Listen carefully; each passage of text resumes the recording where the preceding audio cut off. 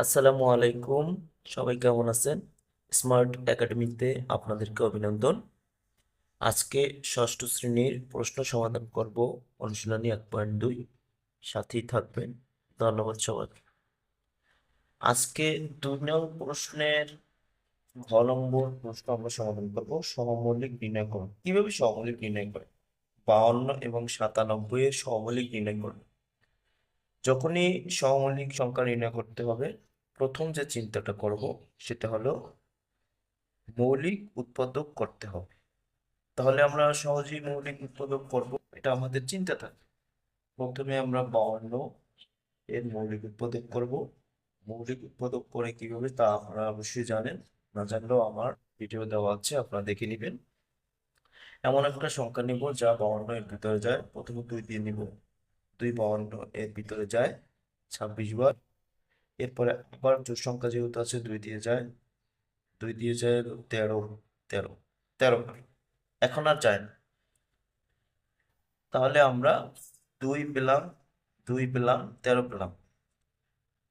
4 দিয়েও 52 এর ভিতরে যায়, 4 13 52। তো সেক্ষেত্রে আবার আমরা 97 কে মৌলিক উৎপাদক করব। 97 এর মৌলিক উৎপাদক হলো 97, 97 97 এর ভিতরে একবার যায়, আর যায় না। তো সেক্ষেত্রে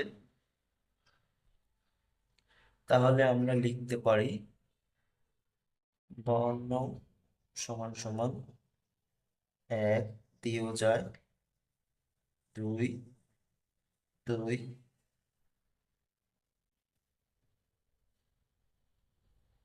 4 26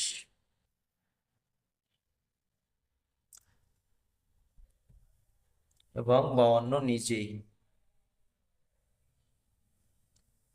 তারপরে 97 কে ভাঙিয়ে আমরা মৌলিক উৎপাদন করে আমরা পেলাম 1 এবং 97। সুতরাং আমাদের সহমৌলিকের যে সংখ্যাটা, সহমৌলিকের সংখ্যাটা কি? এমন দুইটা সংখ্যা নিব যাদের মৌলিক গুণনীয়ক 1 ব্যতীত অন্য কিছু নেই। তাহলে এখানে দেখেন 1 ছাড়া অন্য কিছু আছে কিনা। অতএব মৌলিক গুণনীয়ক,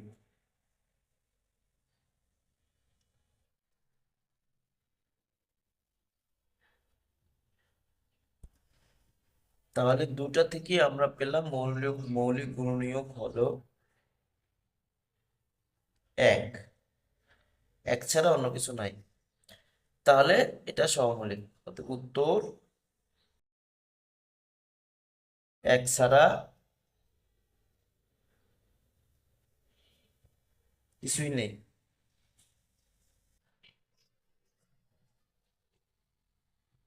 তাই এটা সহমৌলিক।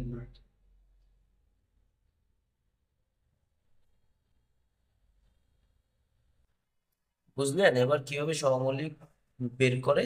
একদম সহজ। প্রথমে যেটা আমি আবার আরেকবার বুঝিয়ে দিচ্ছি, ঘ নম্বর প্রশ্ন আমাদের সমাধান করলাম, সহমৌলিক নির্ণয় করো।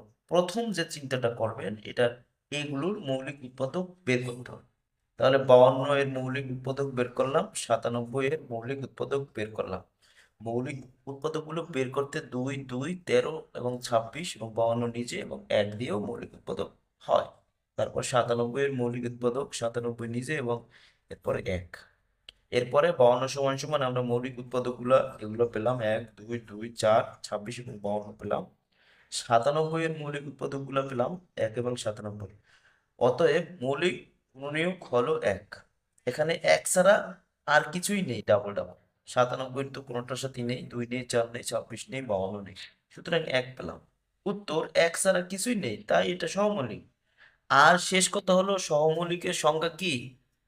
1 ছাড়া কোনো মৌলিক গুণনীয়ক থাকবে না, একই থাকবে, সেটাই তো সহমৌলিক। এরপরে আর পরে আর তো সহজ কিছুই নেই। ধন্যবাদ আপনাদেরকে।